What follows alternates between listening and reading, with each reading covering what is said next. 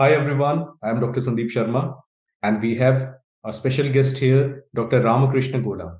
Dr. Ramakrishna has got All India Rank 1 in the INI SS November 22 in Pediatric Intensive and Critical Care. So it's a privilege for us to have to share a few thoughts with Dr. Ramakrishna. Welcome to this interview and congratulations, Dr. Ramakrishna. Thank you, sir. Thank you so much, sir.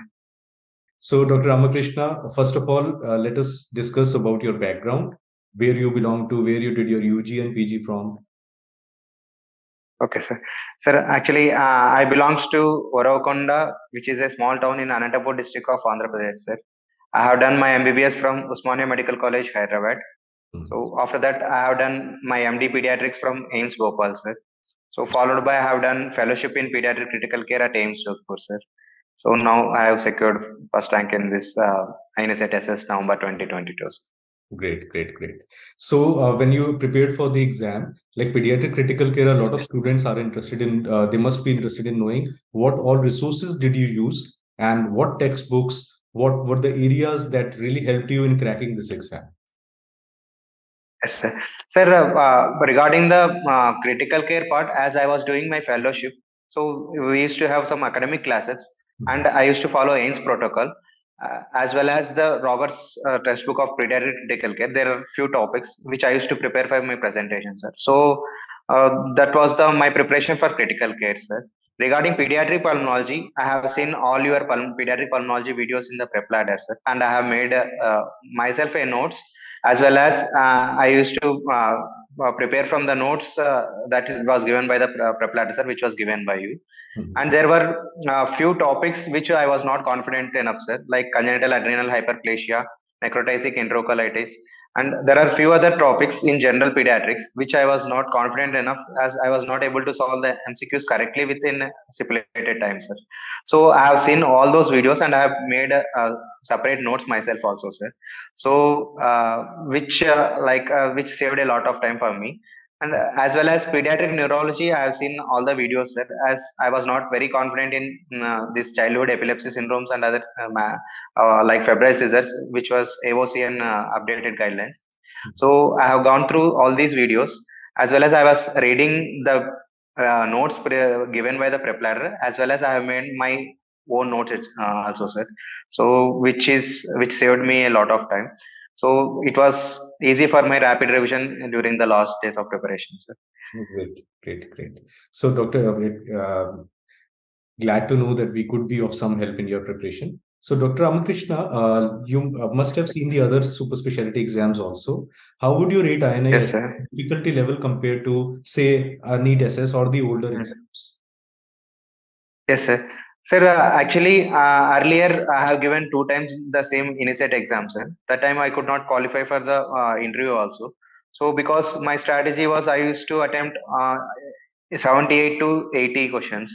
And I have followed your exam tips before the exam, sir. It was 1 week or 1 day before. So, you told to attempt 71 to 74 out of 75 based on the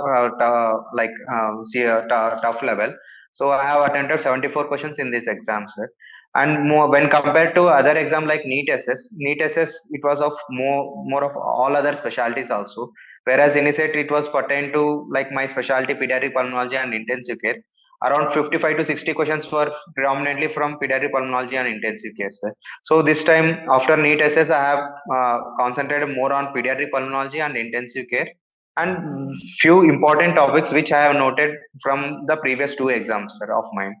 So I revised those topics which were commonly seen in the both two previous exams, and I have revised them only before the exams, sir. Okay, nice. Great to know that. Another query I want to ask on behalf of students is, you said that you read the AIMS protocol. By that, I think you mean AIMS PICU protocols, right? Yes, sir. Yes, sir. So AIMS PICU protocol, a lot of students say, sir, they are very extensive. So do we need to read them cover to cover, or we can be selective in them? Like, what was your approach in reading AIMS PICU protocols? Sir, actually, as I was doing fellowship, my mentor used to give us some classes for seminars, sir. So for that, I used to prepare. and some chapters which we were daily practicing on the patients also, sir. So, almost not every chapter, but I have covered many of the chapters, sir. The important topics were mechanical ventilation, septic shock, and the septic shock guidelines, and advanced mechanical ventilation, and pain and sedation in critically ill children, ventilator associated pneumonia, healthcare associated infections, and like assessment of fluid responsiveness and other things. So, a ultrasound and echocardiography in PSU. So, which I was practicing daily. I have covered all those chapters, sir. Great, great, great. So all those students who are listening to this and are targeting, following in Dr. Ramakrishna's footprints, please note down these topics, and bare minimum, at least you have to go through these topics thoroughly, because they did really help our topper here as well. So apart from that, how did you prepare for the department assessment? Yes, sir. Sir, regarding the departmental assessment, as it was two sessions, in the morning sessions, it was predominantly of case-based approach, sir.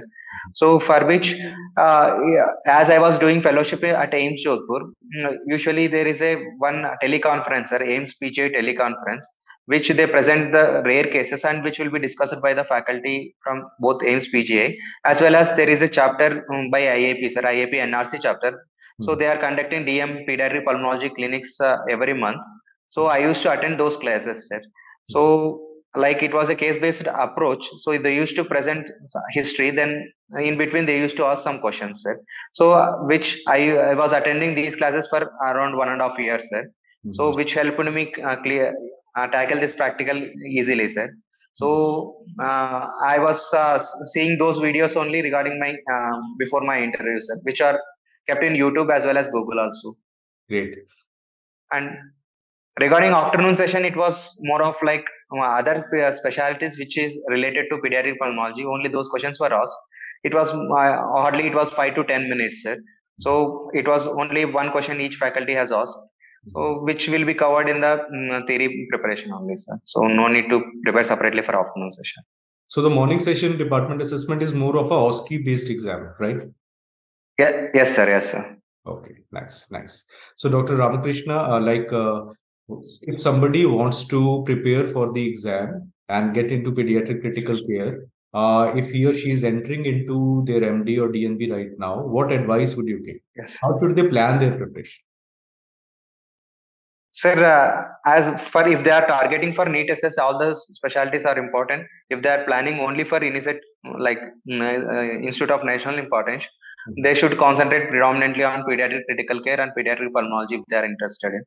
So, ideally is taking some previous questions from the seniors or from somebody and noting the important topics and preparing them thoroughly is the preparation strategy one should follow, sir. So you already said that you benefited from the videos and the notes from PrepLadder SS. Yes. So did you Yes, solve sir. any mock exams also? Any MCQ practice also you Yes, did? sir.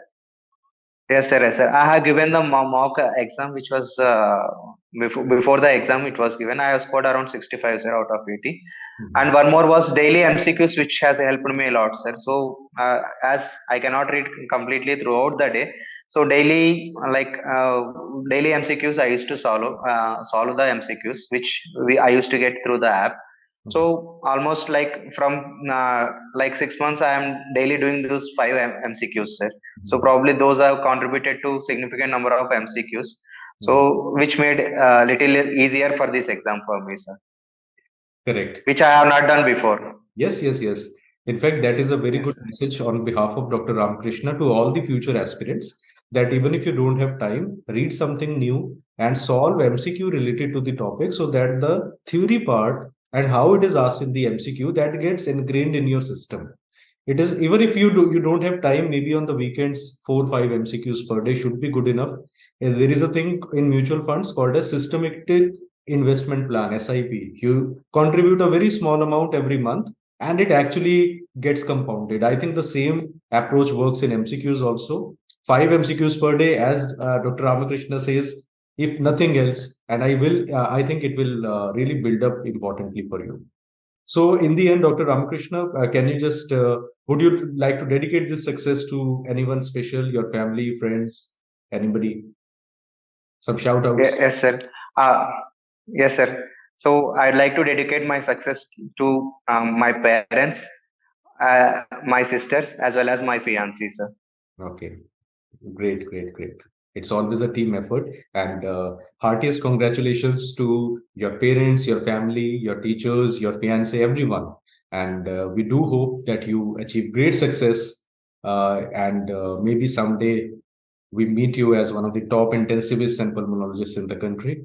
So, all the very best for a great future. And thank you so much for your time. Thank you, sir. Thank you so much.